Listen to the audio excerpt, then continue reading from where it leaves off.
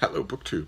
All right, we're continuing this library tour. We're on the Annex bookcase, which is discards from my new bookcase, new arrivals, new books this year. So it's you know, it's this again because you will have seen a lot of these books. The only difference is that between then and now, I have read them. I've reviewed quite a few of them. And we start with a big one, which much like John Barton's History of the Bible, I have filed a review of this. I hope someday it will run, hopefully before the book goes out of print or the author dies. This is Mark Peterson's The City-State of Boston. Great big history of Boston that is at its peak of power and influence. Just a fantastic book. I loved reading it. I loved taking notes and checking up on it, and I loved reviewing it. We're working on our review schedule at the Christian Science Monitor.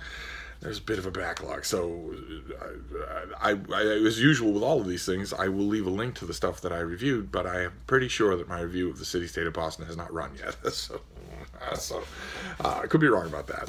This next one is Dustin Lance Black. This is Mama's Boy, his book about his mother. He's a famous writer. That is our author in younger days, and also a gay rights activist. And this is his story about his fraught family life, his relationship with his brother is one of the strongest things in there, and also his relationship with his mother. Just I got it mainly because I think he's really good with words, and I read it mainly for that reason. But I ended up being moved apart from that. So okay, this is Karen Duquesne. This is The Last Book Party. Her novel about the New York literary world. I liked it quite a bit. And I think it's not the only novel about the New York literary world on this shelf. Yeah, we're gonna have a little bit of duplication here. This is Anna Merlin's Republic of Lies, about the rise of conspiracy theories in America, and this is Thomas Milan Konda's Conspiracy of Conspiracies, which is about the same thing. This has a broader focus than this does, but they're both about the enormous rise of conspiracy theories and conspiracy theory delusion in American culture. And they do varying jobs of dealing with the elephant in the room, with the big orange brainless elephant in the room, because the President of the United States is a big proponent of baseless conspiracy theories, and that affects the culture. so much as I hate to say it, that is true. So in a way, these are both Trump books. They couldn't not be, but they are also really good. They're also really penetrating on why people believe these things, the enormous role that the internet has played in undermining legitimate information. Okay, all right, we move from the super serious to the not quite so serious. This is Alex Rider's Secret Weapon. This is a collection of short stories about Anthony Horowitz's teen spy, Alex Horowitz, or Alex Rider. I loved these books when they first came out. Thought they were just terrific, and surefire kryptonite for a boy who is an indifferent reader. Unless they're lost completely, these books will reel them back into the world of the printed word. And then I sort of lost concentration on them, and then the publisher wisely decided to bring them all out in these new forms. The Alex Rider novels are very exciting. They're very enjoyable, thriller-based fiction, and yet the covers for their original run were so boring that they almost didn't exist at all. It was almost like it just had a blank cover. And these are much, much better. These are who did these? Larry Rostand is the illustrator's name, and he did them all. He redid them all, and I think is going to be doing them all in the future. There's another one coming out later this year. And they're much more eye-catching. This is, you can't really make it out with all the falderall, but this is Alex Rider facing a snake. Okay, then we have history. This is Robert Morrison's The Regency Years. How could I pass this up, considering that I'm the world's foremost fan of Regency romances? And this is the whole world of, the backdrop for Regency romances. This is all the stuff that doesn't get included. Regency romances are all about wealth. They're all about the hot tong, the upper 100 families. So this is everything: the dirt, the squalor, the literary life, the sporting life, the government. Just a fairly standard survey, but I don't have any others right now on Regency England, so I really enjoyed it. Okay, this next one is Thomas Harris's Cari Mora, his first novel in almost a generation that doesn't have anything to do with Hannibal Lecter. He wrote his debut, Black Sunday, which was not a Hannibal Lecter book, or even adjacent to Hannibal Lecter, and then for the rest of his professional career, it was a book in which Hannibal Lecter plays a small guest starring role, then a book in which Hannibal Lecter is the star, and then a book in which Hannibal Lecter is the star, and then a book in which Hannibal Lecter is the star, and there were movies and TV shows. And this is not that. There is no allusion to the world of the FBI. There is no allusion to Hannibal Lecter. Instead, this is just a South Florida crime novel. And I shouldn't say just, because it's extremely good. It's extremely good. It's just, you know, Thomas Harris is in the horrible position of being his own tough act to follow, because I'm sure that 90% of the people that went to this book went to it because of Hannibal Lecter, and this is like a window opening into an alternate world in which Thomas Harris had not had the weird combination of fortune and misfortune to create an immortal character, and therefore did not have to work in the shadow of that character and constantly be mentioned in connection with that character. If instead he had just been a terrifically talented novelist, crime novelist, thriller novel, I don't know. I don't know that he wouldn't be happier. I don't know that we all wouldn't be happier. One way or another, I know for sure. There'd be far fewer serial killers in the world. but this is the story of the title character, Cari Mora, who has had a traumatic life, and that has left her not only with her own set of pointed longings for what she would like out of life, but also with an undeniable set of skills for dealing with adversity. This is extremely good. Okay, this is Gordon Dillo, Fire in the Sky. This is his Chicken Little account of all of the billiard balls that are rolling around in Earth's solar system, all of them capable of striking Earth with devastating consequences. We live in a solar system that, I mean, Earth is not, in astronomical terms, Earth is not that far from something that we call the asteroid belt. That is, the asteroid belt is entirely full of rocks of various sizes, some of them easily big enough to eliminate all life on Earth if they struck the planet. And many of them have. The Earth has been struck many, many times. The moon has been struck many, many times. These things happen on astronomical time frames. They don't happen every day. And that allows us to think, oh, well, they don't happen at all. But in fact, human life has grown and flourished specifically because it's happened in the trough between two catastrophic astronomical impacts. One that we know did happen, and one that we know is going to happen. So there's no real upside in this book. There's no happy ending. The author, waves his hand a little at the idea that humans might have the technological ability to divert one of these things, but no. But it makes for gripping reading. Okay. All right, this is Thomas Seeley's The Lives of the Bees. This is a natural history about bees and about what they do, how they organize their societies, the vast and incredibly complex language that they have, even their interiority. As far as we can do that, they are, as we don't really need to go to Alpha Centauri. These are as alien a life form, and this is a perfect example of an intelligent, structured, cultured alien life form. The bees come off in the book as bits of a computer program rather than living beings, and yet they behave like living beings, and not just living beings, but living beings with a social memory, a sense of embarrassment, even humor. I knew a lot. I think I knew most of the stuff about bees that's in this book, but the author writes it wonderfully, and I don't think I have any of those other bee books. So I'm happy to have this one. Okay, all right. This came out earlier. This is by Colin Pask. This is a reissue of his magnificent Principia, his exploration of Isaac Newton's Principia, and the author does his best. This is one of the best popularized mathematical treatises that I've ever read. I try to read them. I try to get them to make sense to me. I mean, we're all dog paddling in the low end of the pool when it comes to Newton, but even so,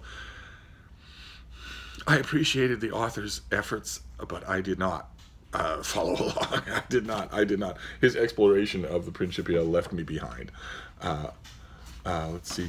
Oh, okay, great. This is Louis Bayard. This is Courting Mr. Lincoln, a historical novel, one of the best historical novels to come out this year, in a year that's full of historical fiction.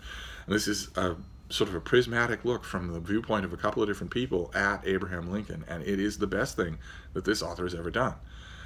I wish that more critics had seen that, but I stick by my guns. It's fantastic as a historical novel, and also as a human portrait of the people. You know, you think historical novel, you think, oh, well, there might be info dumping, but this is, if you get it from your library, you will see what I mean. It does not make a wrong move at all. And is, oh my God, such a great antidote to most of the fiction or nonfiction that's written about Abraham Lincoln. Okay, all right, this is by Philip Besson. This is Lie With Me, sort of slangishly referred to as the French Brokeback Mountain. This is a love affair in the 80s between two teenage boys, and it's translated by Molly Ringwald. The Molly Ringwald, who ushered an entire generation into their heterosexuality. And she does a really good job. She does a really good job with the translation. I didn't know about that. I had my questions. I thought, if you could put a celebrity's name on the cover of your book, wouldn't you do it, regardless of the quality of the translation? And maybe there's, an institutional backup that I don't know anything about. But I did have a friend send me an electronic version of this book in the original. So I was able to compare large stretches of it. And I'm going to say Molly Ringwald. I'm not going to be so cynical as to say that she took credit for other people's work. She seems very intelligent, and uniformly, the versions of the English that she renders from the French that I read is a marvelous job, a marvelous and subtle job. I'm not going to say that the book is all that in a crepe Suzette. It's a fairly standard gay love story, but you were never supposed to think anything other than that when the English language translation is by a movie star. So I was mainly paying attention to the translation. Okay, this is by Gordon Thomas and Greg Lewis. This is Defying Hitler. The life stories, the individual stories, and also the broader, large social stories of the unrest, of the resistance to Hitler, not only in his rise to power, but when he had an ironclad grip over German society. The authors obviously don't like the standard narrative that the Germans were sort of mesmerized, Hitler's willing executioners, that the Germans were sort of mesmerized and went along enthusiastically. The authors want to underscore that large sections of the country never liked the Nazis, never agreed with Hitler, and only did what they had to because they had a gun to their head. It's terrific World War II history. It's terrific social history in the primary sources, but it is also, I hate to say it, but it is also a Trump book. This is also, like the conspiracy theory books, this is also a Trump book. I hate living in an America in which I can even hint that about a president. And in years past, in recent years, we've had presidents that cratered the deficit, that where you could look at what Ronald Reagan was doing with the U.S. economy and say, I know for a mathematical fact that my friends' grandchildren are going to pay for what he's doing right now, what he's signing right now on camera with a pen. I know who's going to pay for that. I know when they're going to pay for it, and I know that it's going to happen.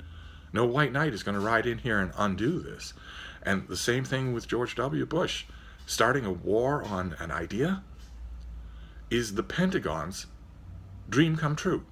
For him to stand in the well of the Senate and not only say, if you're not with us, you're against us, which is, you can't say that to American allies. No country is obliged to have the same agenda as every other country, and you could still be allies. But also to say that we are starting an open-ended war on terror. It's a war, in other words, that cannot ever end, and that I knew when I heard that it would lead to open-ended, just astronomical U.S. Pentagon spending with no thought of reining in. The enemy is still in the field. Terror still exists. I could watch those things, and I could say, that is really horrible. That is horrible for the country. That is horrible for the future. But I could not make Hitler comparisons. I could not, because these were American citizens who understood the checks and balances of the government and wanted to preserve those. They may have made disastrous political or economic decisions, but neither I nor anyone else could legitimately make a Hitler comparison. And that is not true anymore. And now we're dealing with cult thinking, lockstep motion, and an autocrat, someone who says on camera that he's not a fan of checks and balances, that he's not a fan of the Constitution, and that he'd really like his people to sit up and do what he tells them, and who is willing to parade the military to sort of subtly underscore that point. So now books like Defying Hitler become Trump books. They become American books. They become America in the 1930s. Anyway, let's just move on from that quagmire. Okay, this is the other book about the New York literary world. This is Stephen Rowley's book, The Editor, about a young writer who's taken under the wing of Jackie Onassis, hence the sunglasses, who was for a while an editor in the book world and was an avid reader for her whole life. And this is, therefore, I guess you could say, a Kennedy book, one of fairly few Kennedy books this year, and a really tough one. Of all the people in the Kennedy story, Jacqueline Kennedy Onassis, not Jacqueline Kennedy, although she's tough enough, but Jacqueline Kennedy Onassis is a very tough character to capture, even when you're sticking to letters and editorials and recorded conversations. But to do it in fiction, very hard to do. And this author does a perfect job. This is just an utterly delightful book. Okay, then we have, this is from DC Zoom. This is a kid's graphic novel about a young Superman, or a young Superboy, the son of Superman, and other characters solve. This is a graphic novel in which they have teen adventures. This is a YA type of, Damian Wayne and Jonathan Kent adventure from DC Zoom, which is their kids' imprint, and which you would think, again, I'm not going to rant, but you would think that a publicist connected with something with DC Comics' young adult and kids branch would have in their Rolodex, or whatever the electronic version is of the Rolodex, the email contact information for adults doing adult DC graphic novels. And yet, this person claims no. The person, when contacted by yours truly, said, no, it's a completely different division. I'm afraid I can't help you. So once again, Steve is left scrounging for contacts for graphic novels and omnibus reissue editions of Marvel and DC Comics, a contact who will actually follow through on what they say and who will still have their job in a month. Who knew it would be so hard to help a company to sell high-priced niche items? I'm not talking about new graphic novels or new issues of these comics. DC and Marvel regularly put out big, expensive omnibus editions of older work. And as you know, if you watch my channel on Comic Book Wednesday, I am very good at selling that stuff. I can make it speak to the present day. I can enthusiastically sing its praises.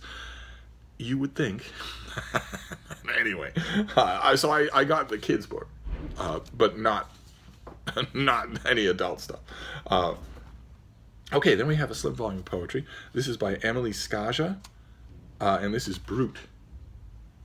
This came out a while ago. This was a $16 paperback, and this is, the author does all the usual metrical fancy dancing, and so there's a purist part of me that loves Whittier and Longfellow that says that's not poetry, but it is. And this is the poetry volume so far this year that I have actually liked the most. The only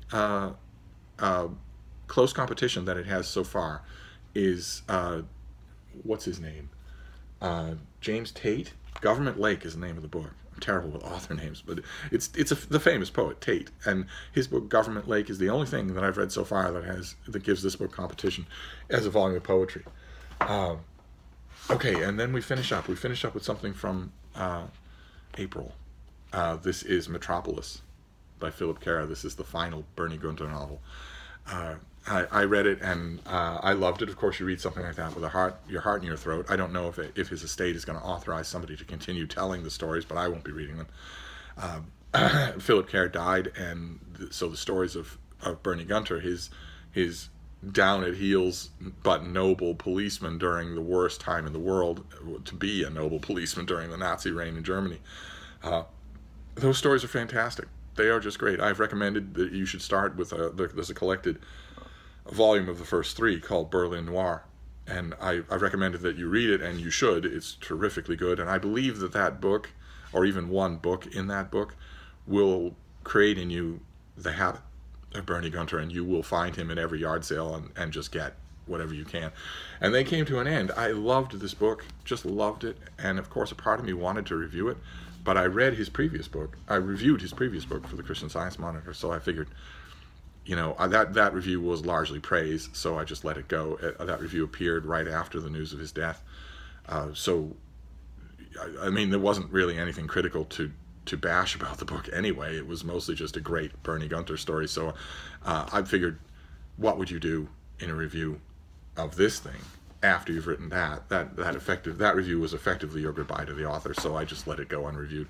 But I did review some of these other things. So if I remember, I will leave the links to my reviews for them. And we're just going to keep going with this Annex bookcase. It's tall. We've got a few more shelves to do of stuff that we have seen already this year. That have just moved over here because I'm not quite ready to either integrate them into my collection or get rid of them. But they couldn't stay with the new books because the new books are organized by month, and August is glaring me in the face. We're only days away from the starting bell for August. Oh my. But anyway, I'm going to wrap this up for now, but I'll be back. Thank you, BookTube.